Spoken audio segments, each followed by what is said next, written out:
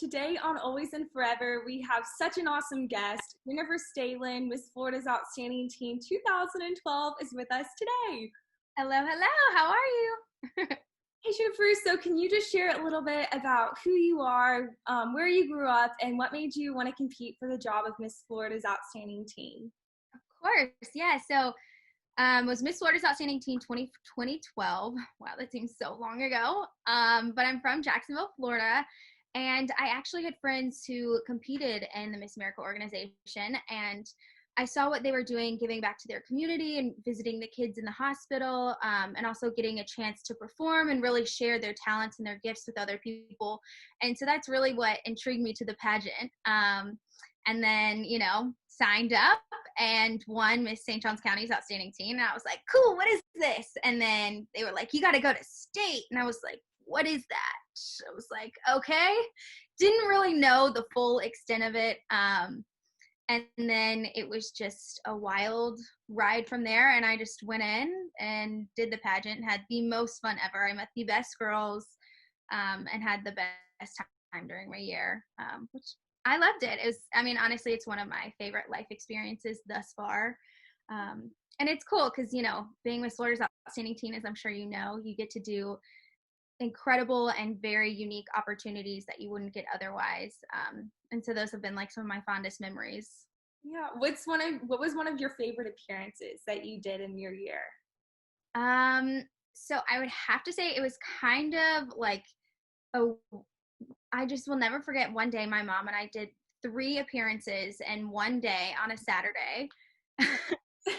It was pretty crazy. I don't remember like what the first appearance was, but it was some daytime. I want to say like maybe it was a parade or something. And then we drove 2 hours. I emceed one of the local pageants and also performed and helped crown the new girls.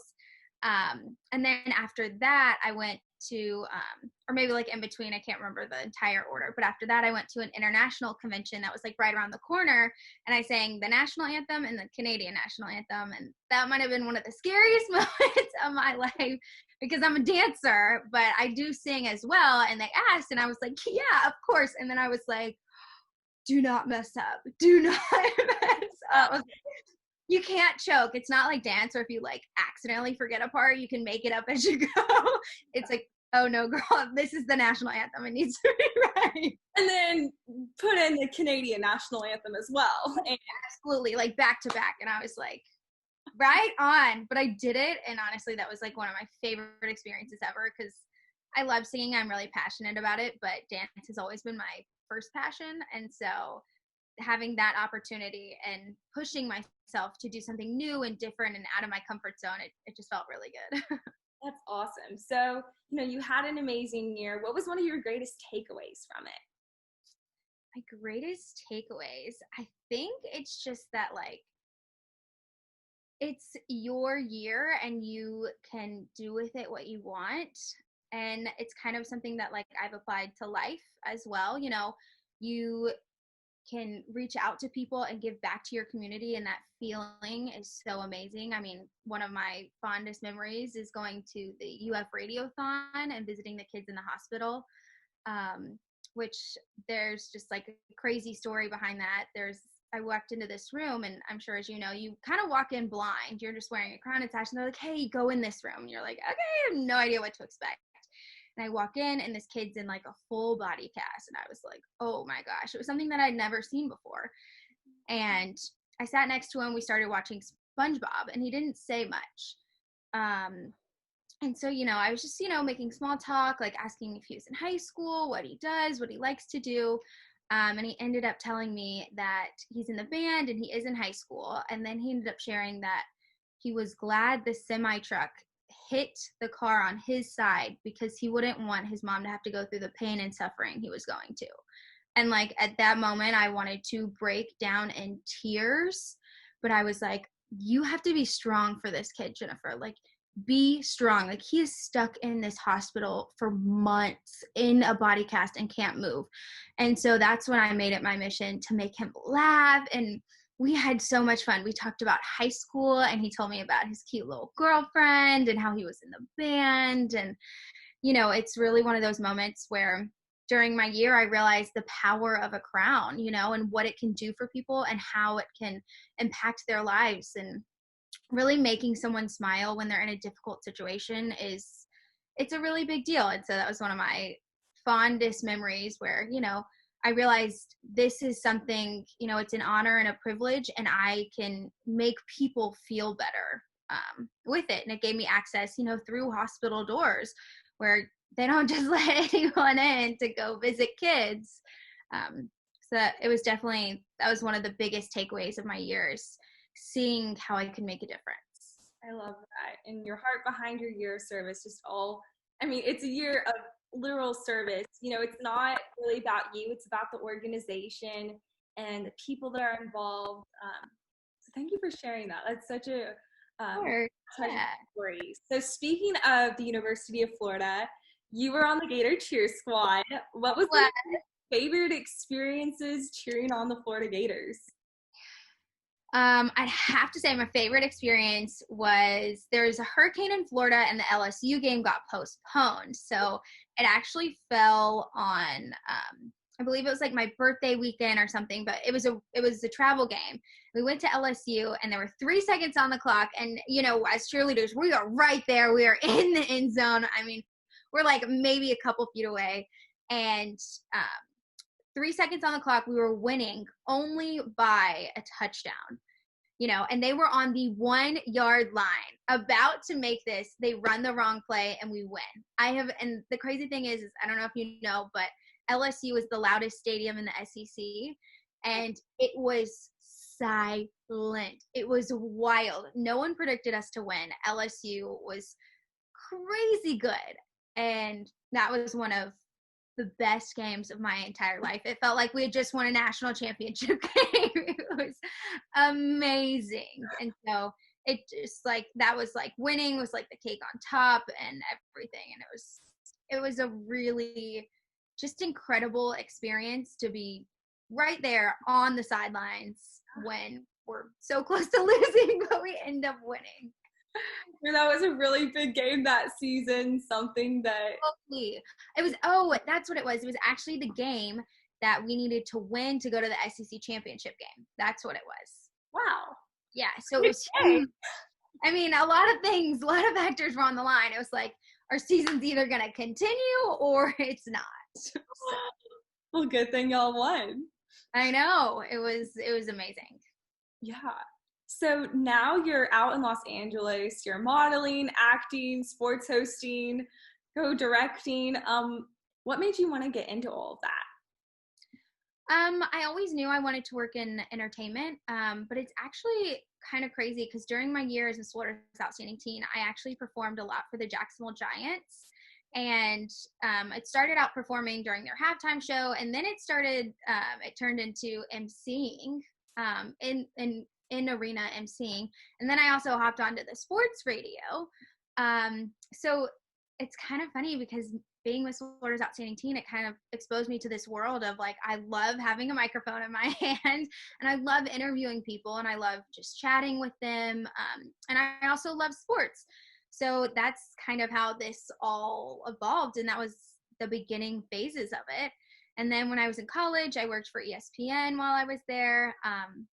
And so that's when I knew I would move to LA. And out here, I'm not a 9-to-5 kind of job girl. So I was like, I need to have different avenues of revenue. And so that's how it kind of came about, is I can do sports and I can also do entertainment, and I do red carpets, and I also do one-on-one sit-down interviews.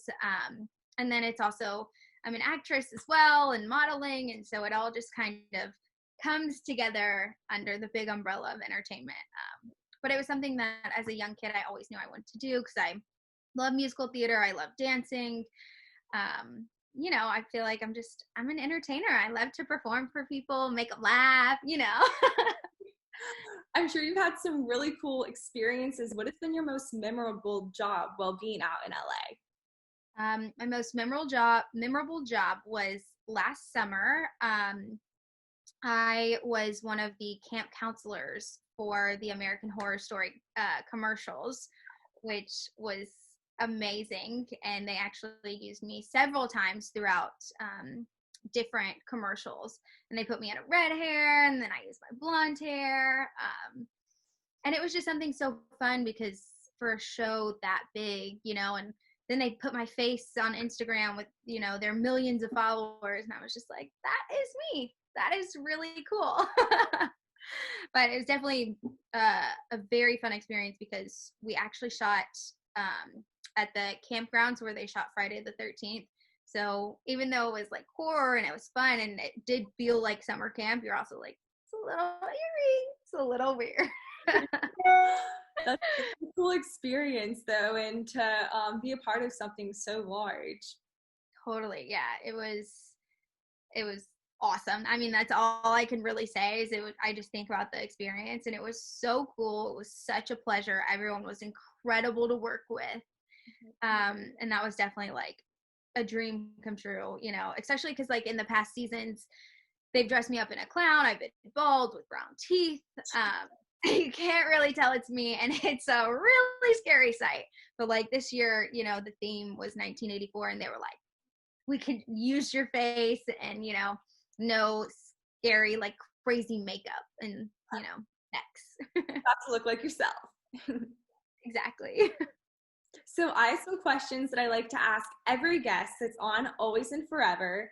And so the first one is, who is one of your favorite forever Miss Floridas and or Miss Americas? Well, I have to go with my Miss Florida, Laura McKeeman Rutledge. I always trip it up and always call her Laura McKeeman because that was her name when she was Miss Florida, but now she's gotten married. And so, yeah, she's my favorite because I think we also share, during our year, we were really close, but we also share the bond of going to UF together. And even that experience was so cool because we were both in the College of Journalism. So she would come visit all the time. And it was always so fun for me because she would be on the sidelines reporting and I would be on the sidelines cheering. So we'd always bump into each other. And so every time it just felt like a big old reunion, and it was so fun. So she's definitely my favorite, of course. Great. I love her. Always to see her hosting on ESPN or at the Miss Florida competition. So fun to watch. I know. When I always see her on TV, I'm like, that's my girl. That is my girl. And it's so funny. Like, people will sometimes like bring her up while watching sports or something and go, well, she's a forever Miss Florida, guys. So, right. So when you were competing, what was your favorite area of competition? Well, I mean, honestly, I loved each part of the competition for what it was, but I would have to say the talent portion, just because it was a moment where you're not worried about tripping in your gown or saying the wrong answer on stage. And it's just a moment where you can breathe into like what what you're passionate about, and you can just share that entertainment with the audience. And I think that's a really special, beautiful moment, because you can share it, and it's a way to express yourself and who you are in a different form, than an on-stage question or a scary interview where you're like, like, what will they ask? And then for your talent, you're more stepping into the known, what you've practiced. Exactly. And it's just something that's you, and that's a part of you. And I think it's also a really special part of the pageant because you can showcase anything that is unique to you. There's so many things that that you can do for talent, and I think that's something that's really unique and cool. It also makes the show really entertaining. I always love when the painters paint it upside down and then they flip it upside down. You're like, oh my god, I didn't know that's what it was. Or you get an incredible opera singer. So I think that's my favorite part. For sure. I love watching talent. It's always so fun, especially going to all these local competitions and seeing girls showcase different talents. It's awesome. Yeah. So what's your best piece of pageant advice, especially for girls who are going to be competing this August for the job of Miss Florida's Outstanding Teen? I think the best pageant advice is that even though, yes, you are competing, you're only competing against yourself. You are being compared to other girls, but if you put your best foot forward, that the best you can do, you gave it everything you had, then, fate will align and it will be what it will be. I always looked at it as like, you know what? I practice this dance. I'm only competing myself. I want it to be the best dance that I have ever done. You know, when I walk on stage with that gown, it's like, this is my walk. This is my time. You know, so really, if you think about it as you're only competing against yourself and you just put your best step forward, then you have nothing to worry about. You know, it will happen the way it's supposed to happen. And I think that's just the biggest thing, is because it can be labeled as a competition, and you can look at other girls, but you are unique to who you are, and no one else is you. No one can be you. And so I think that's one thing to think about and just remember, is that I can only bring what I can bring to the table. I can't do what, you know, Sally over here and Molly over here can do. And that's what's so special and so unique. But realize that I'm unique too, and I have different attributes and different things I bring to the table. And so it's really just a matter of, you know, embracing who you are as a person and putting your best foot forward. That's what I would say. Don't compare yourself to other girls. It's honestly a waste of time. That's what I was told at the national pageant before I went. They were like, Jennifer, do not look at the other girls. It is a waste of your time.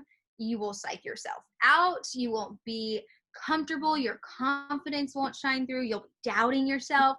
And you shouldn't, because, you know, going into this, you know exactly who you are, what you want to do, what you want to showcase, you know, and how you want to show the judges who you are.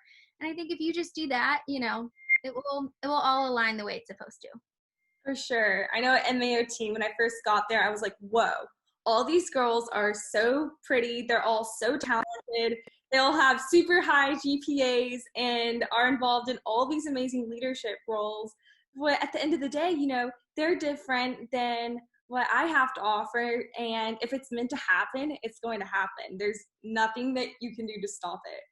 Exactly. And that's one thing too, is like, even if you don't win, just understanding that it's in the fate of 6 judges, you know, and it's like, if you put your best foot forward and there's nothing you can change, you'll have no regrets, you know? And so that's one thing. It's like, just, I think it's stepping out of that. This is a competition. It's a competition with yourself. That's really all it is. You're not competing against the other girls, you know, and I think be nice to the other girls. Like, there should never be any cattiness or drama, because everyone comes from different walks of life. And I think that's what's something so special, is when you bring such an incredible group of girls, you can learn so much from them. I mean, I'm still close with Molly May from Mississippi, and she's my girl, and I love her, but like, we share different experiences, and I'm always learning from her and learning from the other girls around me. And so I think that's something too, is when you compete, is embrace each other, support each other, because that's the only thing you can do. You're all in this together. You're all feeling the same things. So don't waste your time thinking about, you know, the bad stuff in the competition. It's like, have fun with it, you know, and when you're having fun, it shines through on stage. That's when you do your best, when you're genuinely enjoying the experience. Right. And I know it sounds so simple and it can be so difficult, but like, how I would practice is when I perform my talent, I'd be like, you know what? I'm going to have fun with this. Just going to enjoy this. I know what I'm doing. I'm not going to stress about it being perfect. I'm just going to enjoy the movement and embrace it. And then sometimes that would be my best performance. People were like, wow. And I was like, I just had fun. I just enjoy what I'm doing. And if you're doing this, you should be enjoying it, because it's so unique and special and incredible. Yeah. For sure. So many girls wish that they could have the opportunity to compete and represent a certain area of the state, or represent their state at nationals. And I remember going to nationals, I thought, wow, I'm representing my entire class as a whole. I'm representing these amazing forevers like you who have done this before. This is really special. It is. And it's cool. I mean, Florida is such a giant state. You're like, I'm representing the entire state of Florida. It's a really cool feeling. Especially since MFLOTeen's in Orlando. Florida's got an hey, all y'all, welcome to my state. Yeah. So how can people keep up with you and all the amazing things that you're doing in Los Angeles on social media? Totally. So my Instagram handle is just my first and last name, Jennifer Stehlin. I'm on Instagram, Facebook, kind of not really. Really, if you want to keep up, it's on Instagram. That's the main platform I'm on. Well, everyone, go check out her page to follow all the awesome things that she's doing in Los Angeles, all these really cool jobs that you're doing. I love keeping up with it. Thank you so much for being on Always and Forever and just continuing to make an impact. Yeah, thank you for having me. I've enjoyed this. Yes, we'll talk to you later. Okay, bye, girl.